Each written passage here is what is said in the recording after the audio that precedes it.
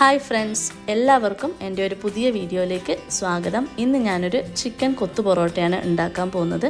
പൊറോട്ട കടയിൽ നിന്ന് മേടിച്ചതാണ്. അതുപോലെ തന്നെ ഗ്രിൽഡ് ചിക്കനും ബാക്കി ഇരിപ്പുണ്ടായിരുന്നു. അതുകൊണ്ട് ഒരു വെറൈറ്റിയായ വേറൊരു വിഭവം ഉണ്ടാക്കാമെന്ന് വിചാരിച്ചു. അങ്ങനെയാണ് ചിക്കൻ കൊത്തു പൊറോട്ട ഉണ്ടാക്കുന്നത്. അതിനായിട്ട് ഒരു 4 പൊറോട്ട ഞാൻ ചെറുതായി കൊത്തി നുറുക്കി വെച്ചിട്ടുണ്ട്.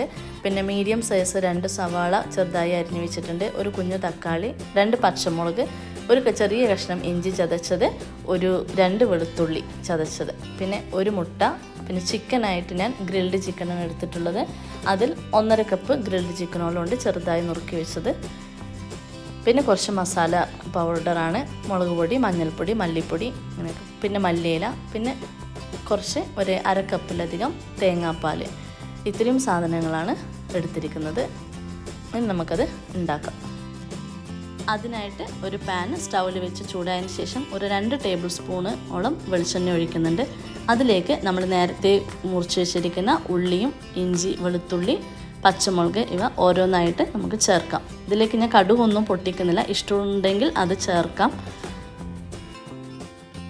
ഇനി ഇത് നമുക്കൊന്ന് കുറച്ച് സമയം വഴറ്റിയെടുക്കാം.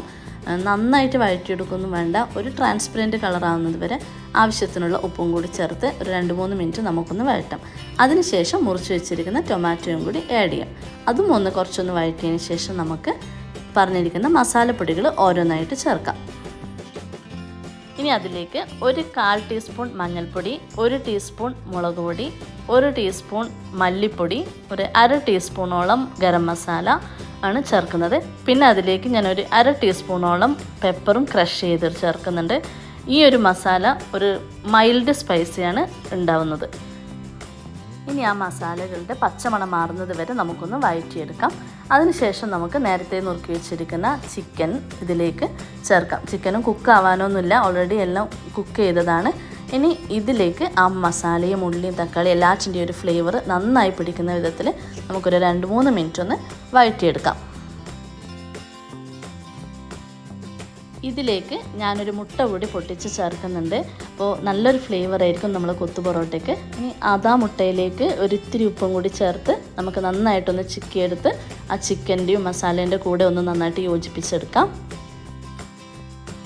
നമ്മുടെ കൊത്തു പൊറോട്ടയ്ക്ക് വേണ്ടിയിട്ടുള്ള മസാല ഇവിടെ റെഡി ആയി കഴിഞ്ഞു. ഇനി അതിലേക്ക് നമ്മൾ നേരത്തെ കൊത്തി നുറുക്കി വെച്ചിരിക്കുന്ന പൊറോട്ടയും കൂടി ചേർത്ത് മസാല എല്ലാ പൊറോട്ടയുടെ എല്ലാ പീസിലേക്കും വരത്തക്ക വിധം നമുക്ക് നന്നായിട്ടൊന്ന് വഴറ്റി കൊടുക്കാം. ഇപ്പോൾ ഇതാ പൊറോട്ടയുടെ കളറൊക്കെ മാറി നല്ലൊരു യെല്ലോയിഷ് കളറൊക്കെ ആയിട്ടുണ്ട്. അപ്പോൾ മസാലയൊക്കെ പൊറോട്ടയിലൊക്കെ നന്നായി പിടിച്ചിട്ടുണ്ട് എന്നാണ് അതിൻ്റെ അർത്ഥം.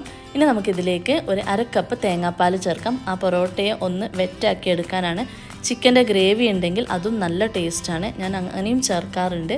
ഇനി അത് ഒന്നുകൂടി നന്നായിട്ടൊന്ന് വഴറ്റിയെടുക്കാം. നമ്മുടെ കൊത്തു പൊറോട്ട ഇവിടെ റെഡിയായി കഴിഞ്ഞു. ഇനി അതിലേക്ക് കുറച്ച് മല്ലിയിലയും കൂടി ചേർത്ത് ഇളക്കിയെടുക്കാം. ഇനി ഇതൊന്ന് നമുക്ക് സെർവിങ് ബൗളിലേക്ക് മാറ്റാം. അതിൻ്റെ മീതെ മല്ലിയില മുറിച്ചതും പിന്നെ സവാള കുഞ്ഞു കുഞ്ഞായി മുറിച്ചതും വെച്ചിട്ട് നമുക്ക് ഗാർണിഷ് ചെയ്യാം. ഇത് ട്രൈ ചെയ്യാത്തവരൊന്ന് ട്രൈ ചെയ്ത് നോക്കൂ, നല്ല ടേസ്റ്റാണ്. ഈ റെസിപ്പി ഇഷ്ടപ്പെട്ടിട്ടുണ്ടെങ്കിൽ എൻ്റെ ചാനൽ സബ്സ്ക്രൈബ് ചെയ്ത് സപ്പോർട്ട് ചെയ്യാനും ലൈക്ക് ചെയ്യാനും ഷെയർ ചെയ്യാനും മറക്കരുത്. Thank you.